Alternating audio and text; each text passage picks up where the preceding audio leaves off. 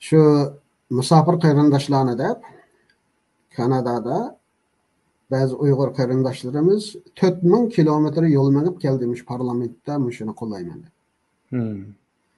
Qarindoshlarimiz kecha uxlamay 800 kilometr yo'l minib Ottawaga kelib, butun kunlik faoliyatga qatnashib, hukumatga besimni qilib, yana keshlari soat 10 yo'lga chiqib, ertasi ishlayman deb, yana 800 kilometr yo'lga ketdik. Bu ish bundoq oson emas. Va qarindoshlar o'tirib quruq yaqigandek, qaqshigandek, haqorat qilgandek o bo'ldigan ish emas.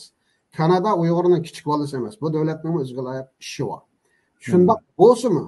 Shu davlatning shundoq nimasi bo'lsa-mi, shu Uyg'urlar masalasini parlament 3 kun parlamentning kun tartibiga elib, buni shundoq qilish bu unchalik oson bo'ladigan ish emas.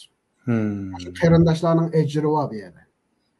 Kech kunduz uxlamay, qish, yoz bizning xizmatlarimizga moslashib, namoyish qilib, xato qilib, namina imzo to'plab, shu Kanadadagi shu asosliq Sharqiy Turkiston Kanada jamiyati qatorliq qarindoshlarimizning shuningda jiq ejri bor. Shunlashqa javob tatgan qarindoshlarga bu yerda biz rahmat aytishga muhtojmiz. Ularning haqqini taslim qilishimiz kerak.